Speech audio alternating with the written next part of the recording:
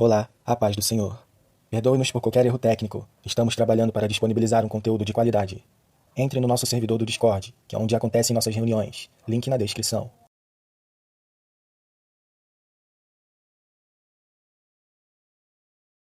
Boa noite, meus irmãos. Graça e paz. Eu espero que seja uma noite maravilhosa. Dou graças a Deus por essa oportunidade. Uma surpresa, mas fico muito feliz por poder ter essa oportunidade com vocês. E a palavra de hoje, ela será dada no livro de Êxodo, no capítulo 32, versículo 1. Eu peço que os irmãos prestem bastante atenção na palavra, porque é bem importante para a nossa caminhada cristã. No caso, pode ter alguma divergência do que está escrito no chat. Tem a RC, mas eu lerei na ARA. Terá pequenas divergências, mas está tudo bem. Pelo menos eu creio que são pequenas. Mas vamos ler.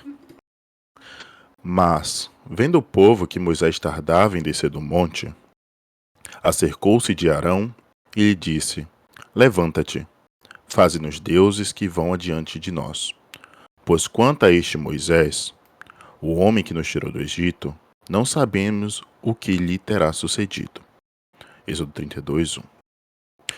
Então, num evento onde tem como tema avivamento, né, a importância do avivamento, eu acredito que o principal é entendermos, primeiramente, o que precisamos fazer para que possamos clamar a Deus para o avivamento. Porque Deus, sabemos que antes de qualquer coisa, Deus nos chama e depois que Ele nos chama, Ele nos regenera. Então precisamos sermos regenerados, ainda mais na sociedade que vivemos hoje.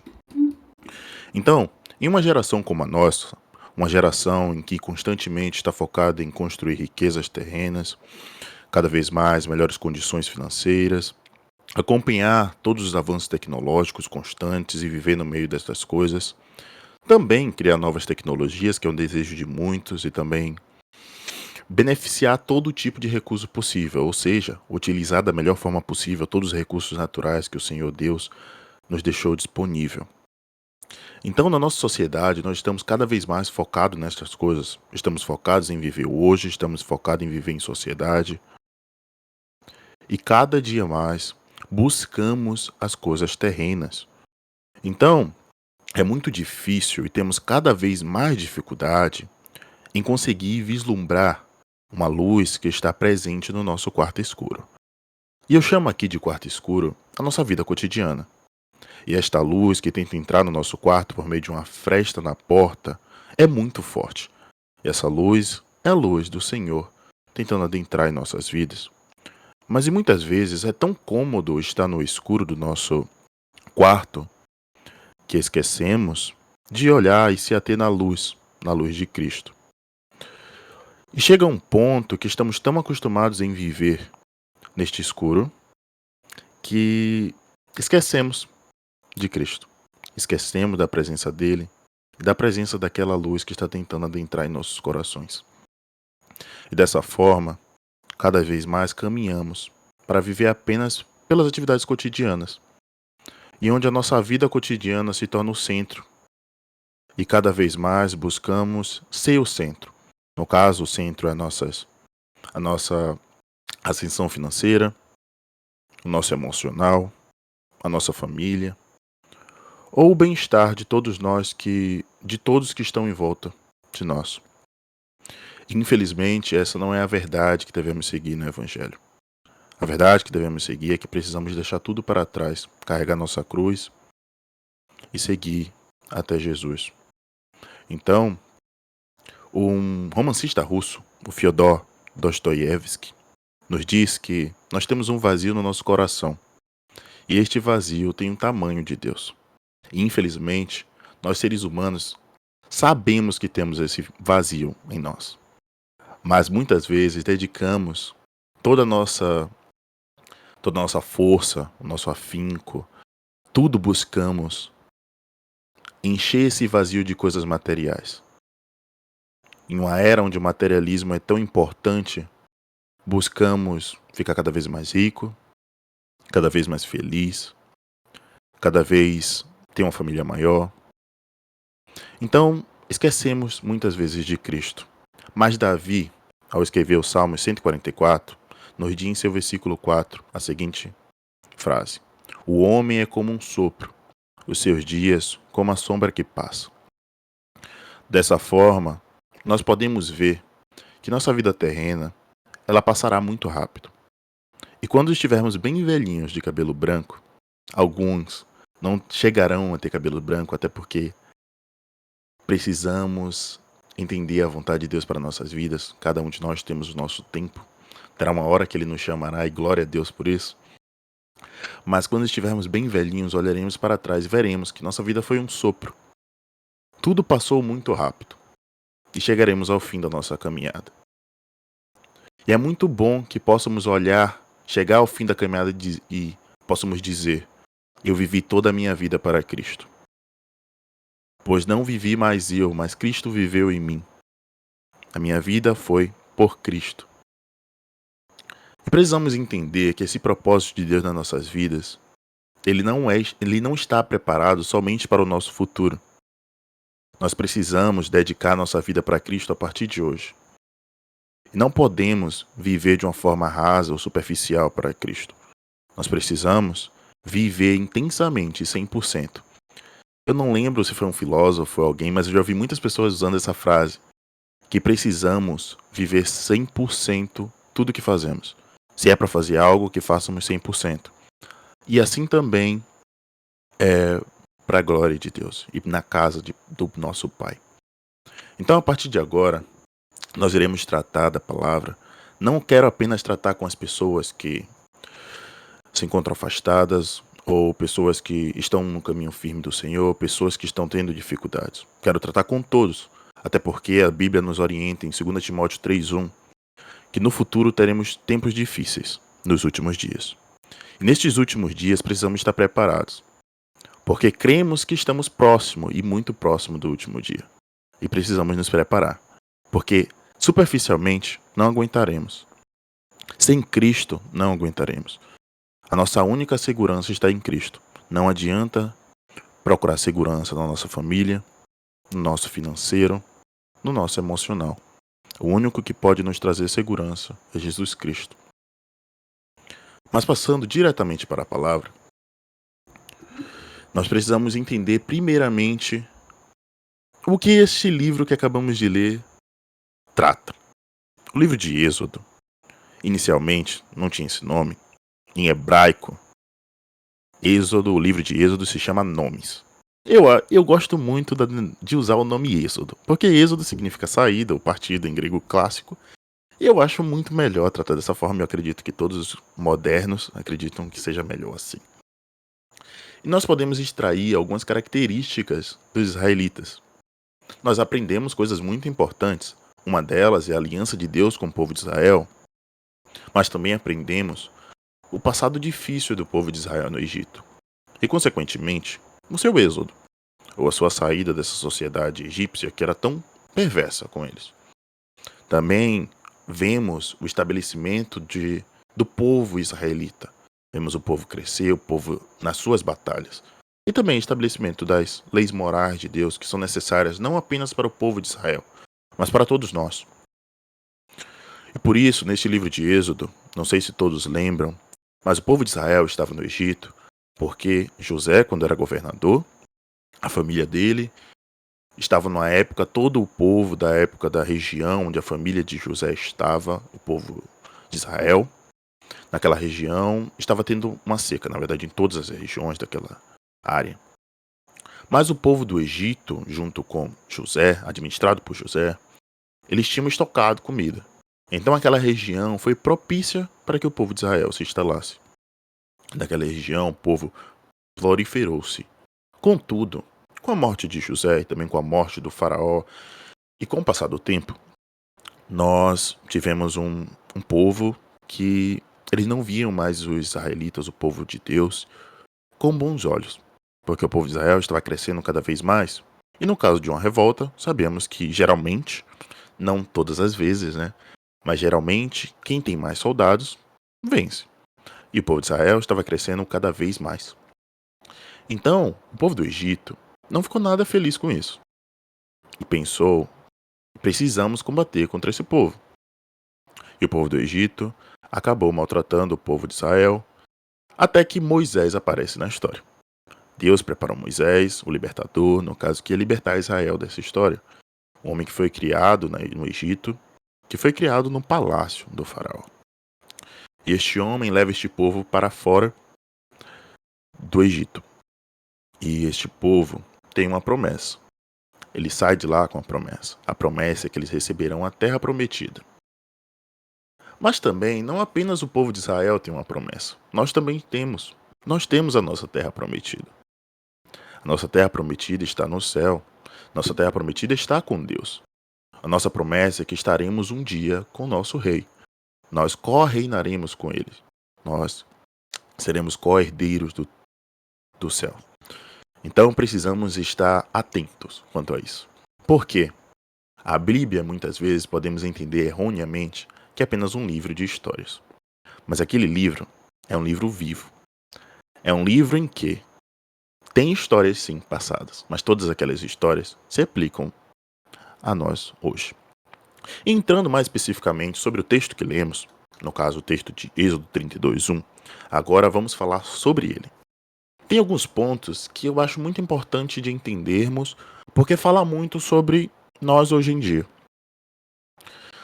E o ponto principal que eu queria entender é como podemos esquecer de Deus, ou apenas substituí-lo. E substituí-lo tem praticamente a mesma coisa que esquecer dele, né? Porque não há como servir dois senhores, principalmente o Deus de Israel, que é um Deus muito zeloso pela sua própria honra. E o primeiro ponto é que a principal forma, na verdade a primeira forma, é quando acostumamos-nos com o sagrado, acostumamos-nos com Deus.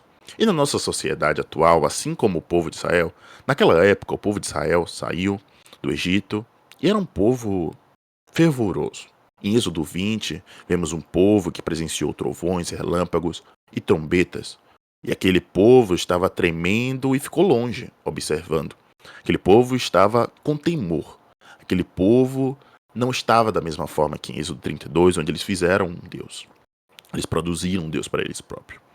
E, infelizmente, na nossa sociedade atual, fomos criados em um país, fala do Brasil, não sei se todos estão no Brasil, mas falando do Brasil, nós estamos num país onde nós crescemos com a alta influência católica. Ou cristã.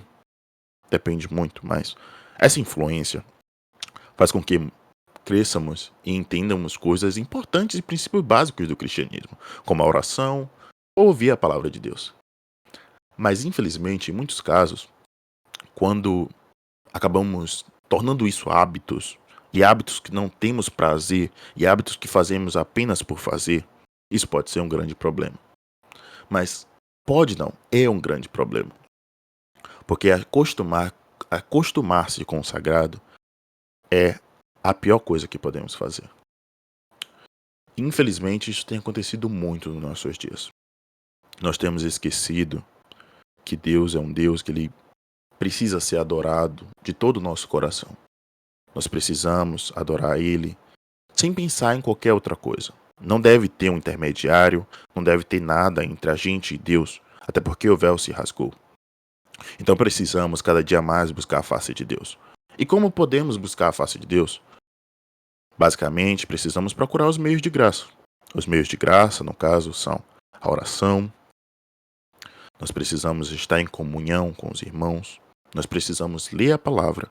E nós precisamos fazer parte dos momentos públicos na igreja. No caso, precisamos estar em comunhão com os irmãos e também ter momentos de adoração em conjunto. Até porque tem vários outros exemplos de meios de graça, mas esses são alguns exemplos. Mas por que não podemos nos acostumar com o sagrado? Nós vemos esse exemplo do povo de Israel, em que eles acabou se acostumando com isso. Eles acabaram se acostumando tanto que podemos ver que, em momento nenhum nessa passagem, você vê o povo de Israel falando sobre Deus. Eles apenas falam sobre Moisés. E eles se acostumaram com a presença de Deus por meio da vida de Moisés. Mas temos alguns exemplos muito importantes. 2 exemplos eu vou dar. 2 que são 4, né? Porque em cada exemplo são 2 pessoas. O primeiro exemplo estava nessa mesma época. É Abiú e Nadab, 2 filhos de Arão. Esses 2 homens estavam presentes na revelação de Deus. Esses 2 homens eram homens que Deus permitiu chegar mais próximo do monte. Deus permitiu que eles chegassem um pouco mais próximo da presença de Deus. Eles não eram cidadãos como todos os outros que estavam ali. Eles estavam mais próximos. A grande questão é que, devido a eles serem filhos de Arão, eu espero que eu tenha falado Arão na primeira vez, creio que sim, e não Adão, mas era Arão. Se fosse filho de Arão, eles eram sacerdotes. E muitas vezes, por fazer aquilo tão cotidianamente como fazemos na oração, ou ler a Bíblia, eles poderiam fazer de qualquer jeito. Poderiam não, eles fizeram. Então, Abiú e Nadab, sabemos que na Bíblia diz, em Levítico, que Abiú e Nadab apresentaram fogo estranho ao Senhor. E o que aconteceu é que Abiú e Nadab não ficaram mais para contar a história. Abiú e Nadab morreram por isso. Eles pagaram preço.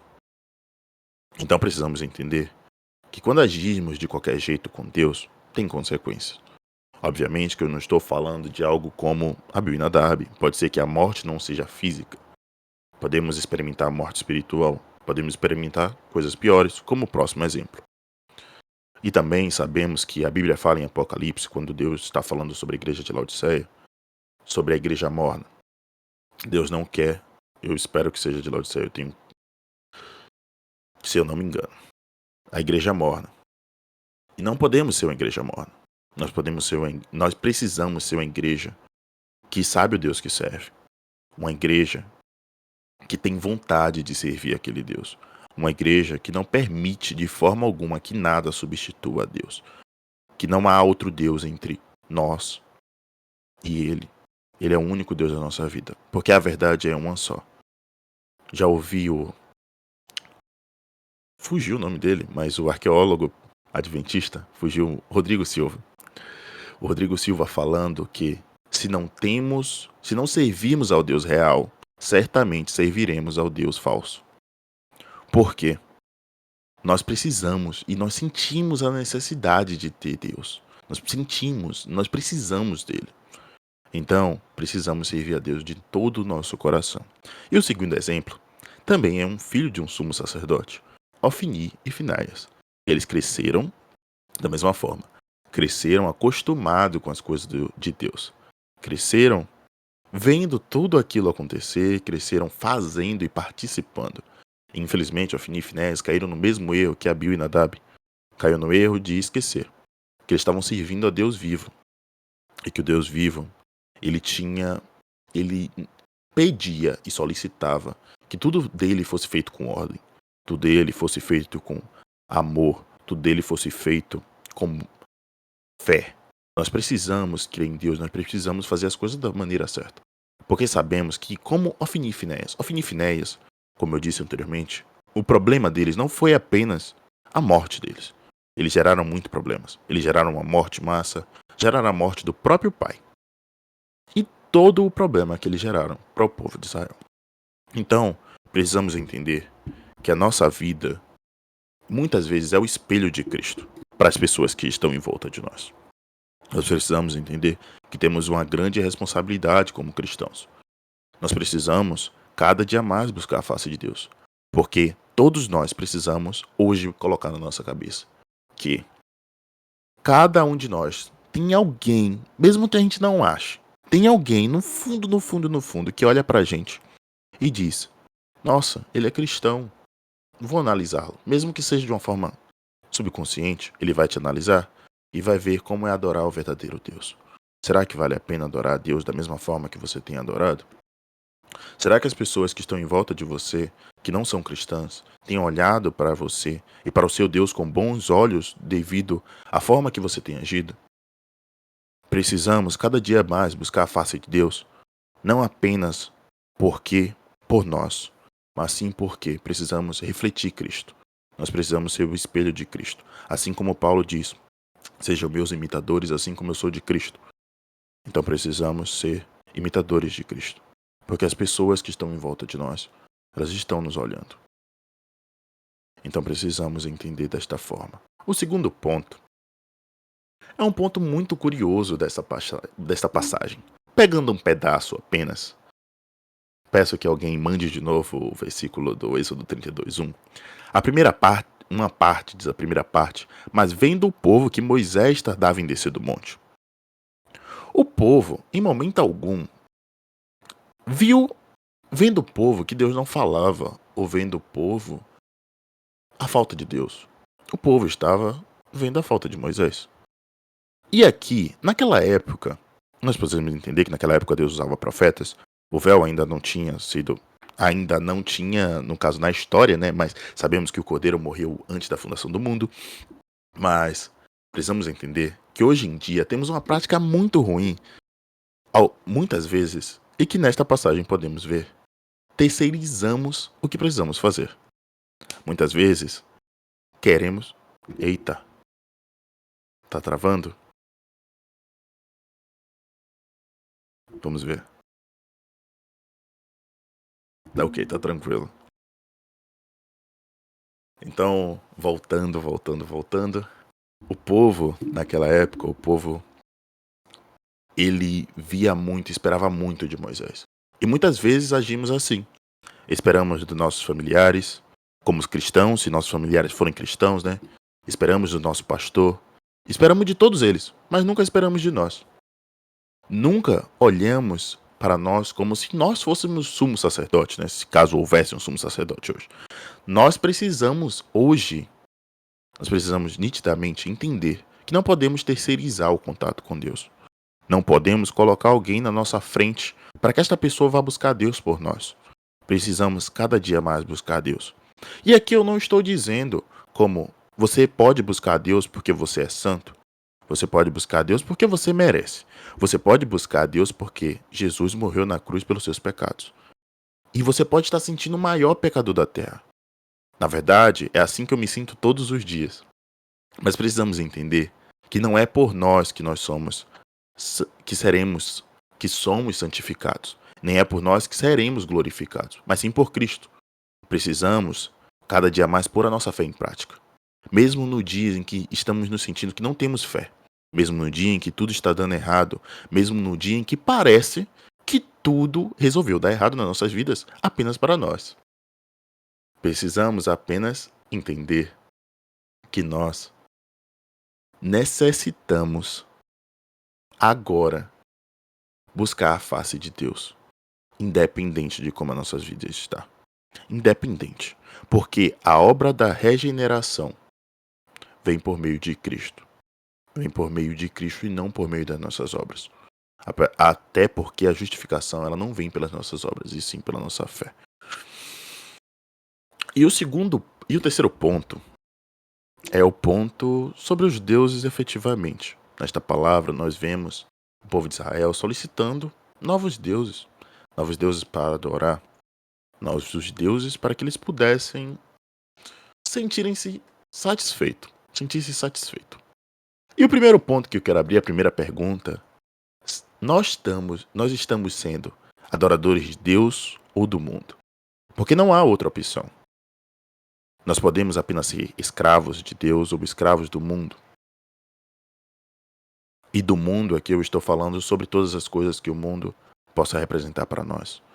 Como dinheiro, a fama, um simples papel de graduação, ou a nossa felicidade, ou o nosso bem-estar, ou um bem-estar psicológico, ou simples coisas pequenas.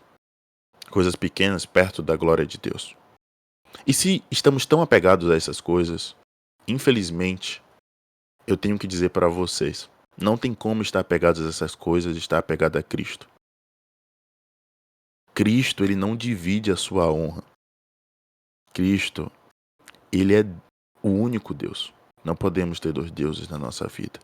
E nisso, tem uma frase de João Calvino, que eu gosto muito, que ela diz assim: a mente do homem é como um depósito de idolatria e superstição, de modo que, se o homem confiar em sua própria mente, é certo que ele abandonará a Deus e inventará um ídolo, segundo sua própria razão.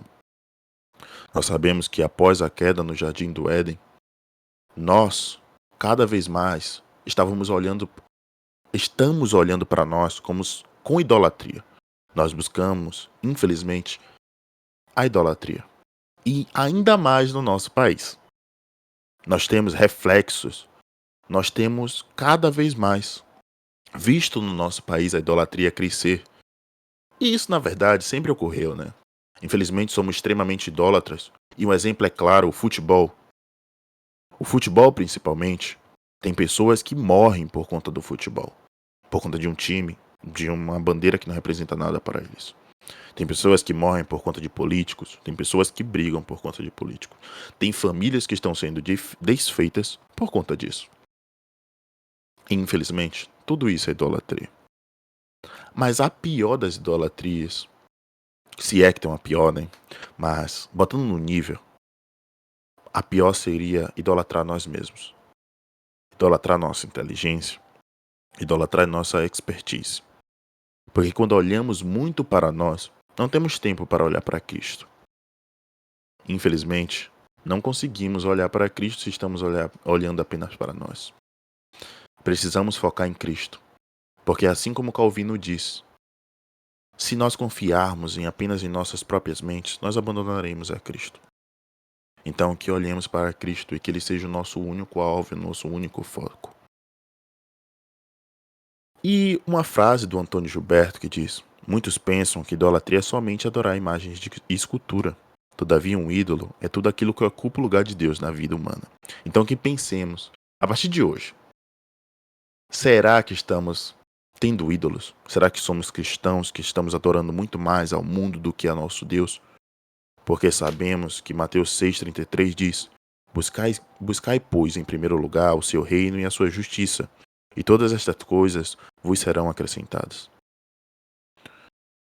E por fim, o último ponto, mas por fim não, porque creio que Deus continuará aplicando essa palavra em nosso coração, tem um ponto muito importante em Êxodo 32:1. Apesar do povo não se lembrar de Deus, não há momento nenhum dizendo que Deus não se lembrou do povo, ou que Deus não estava falando sobre o povo, porque em Juízes, quando lemos o livro de Juízes, também vemos um Deus em silêncio, em muitos momentos. Mas esse silêncio ocorre apenas para que o povo busque a Deus. Deus está descontente com o que o povo tem feito. Deus não está feliz com o que está acontecendo. E quando Deus está em silêncio em nossas vidas, não devemos nos desesperar. Não devemos buscar novos deuses, ou devemos buscar novos focos, não. Devemos buscar a Cristo.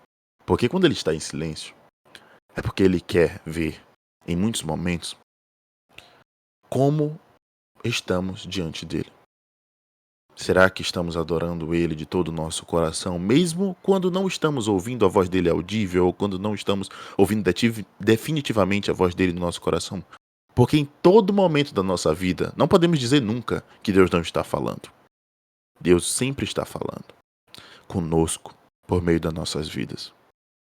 E principalmente, este falar de Deus vem a partir de uma forma muito importante. Como conversando com alguns familiares meus e aqui no servidor, uma vez eu disse que a melhor forma de Deus falar na vida das outras pessoas e nas nossas vidas é por meio das vidas dos próprios cristãos. É por meio do agir dele nas nossas vidas, em nossos dias que estamos buscando a palavra. Deus fala conosco por meio das nossas próprias ações, e muitas vezes. Deus faz com que entendamos como muitas coisas que estamos fazendo é errado e não precisa, em momento nenhum, vir alguém falar conosco. Não precisa, em momento nenhum, buscarmos outras pessoas. Precisamos apenas nos ater à palavra de Deus e buscar ela todos os dias das nossas vidas. Porque ela deve ser o foco. Deus deve ser o nosso foco todos os dias. E meus irmãos, o que eu espero que vocês tenham entendido é que o principal ponto disso é que se queremos buscar o avivamento de Deus nas nossas vidas, precisamos primeiramente largar tudo o que tem nos prendido. Precisamos largar todas as coisas e olhar para Cristo e buscar a Cristo. Pois, voltando apenas para o ponto, o maior erro que podemos fazer é terceirizar a nossa relação com Deus. Porque Hebreus 10, 19 e 22 diz: Tendo, pois, irmãos, intrepidez para entrar no Santo dos Santos, pelo sangue de Jesus, pelo novo e vivo caminho que ele nos consagrou pelo véu, isto é, pela sua carne, e tendo grande sacerdote sobre a casa de Deus, aproximemo-nos com sincero coração, em plena certeza de fé, tendo o coração purificado de má consciência e lavado o corpo com água pura. Hebreus 10, 19 e 22. Pois saibamos que pelo sangue de Jesus nós temos permissão para nos aproximar à face de Deus. Nós podemos buscá-lo verdadeiramente, pois Deus, ele está pronto para nos ouvir. Ele apenas quer que nós entendamos que precisamos buscar ele, que nós entendamos que Cristo morreu por nós para nos salvar e que precisamos lutar todos os dias por isso. Mesmo no momento em que a nossa carne falhou, mesmo no momento em que nós falhamos, precisamos buscar Cristo. Não se sintam o maior pecador do mundo e que Deus não vai me perdoar por isso. Porque Deus perdoou a mim. Deus perdoou a muitas pessoas do mundo que tinham pecados imensos. E não que pecado tenha tamanho, quantidade, mas que para uma visão da sociedade eram pecados que não deveriam ser perdoados. Mas que você entenda que quando pecamos, é aí que precisamos cada vez mais de Cristo. Porque quando estamos com Cristo, é quando percebemos o quanto o nosso coração é impuro e quanto o nosso coração é pecador. Então, irmão, se você está sentindo que você não tem buscado a Deus da forma correta, se você está sentindo que você é o maior pecador da face dessa terra, se você está sentindo que você não tem perdão para você, entenda que é neste momento que você deve buscar a Cristo e render graças a Ele, porque Ele está tocando no seu coração, permitindo que você entenda que você precisa dele, que você precisa buscá-lo. É nesses momentos que devemos glorificar a Deus e pedir cada vez mais a presença dele, porque sabemos que Deus não resiste a um coração quebrantado. Então, irmão, a palavra de hoje, irmãos, a palavra de hoje é que deixemos todas as coisas para trás, busquemos a Cristo e que entendamos que precisamos cada dia mais. E assim, o avivamento será feito em nossas vidas, porque o avivamento nasce de uma busca constante de Cristo, independente de como a sua vida está. E assim eu agradeço a oportunidade. Sei que não levei as uma hora que foram me disponibilizadas, mas eu creio que Deus tenha falado no coração de muitas pessoas.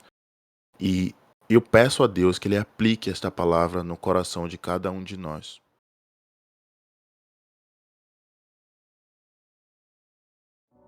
Spirit, lead me where my trust is without borders.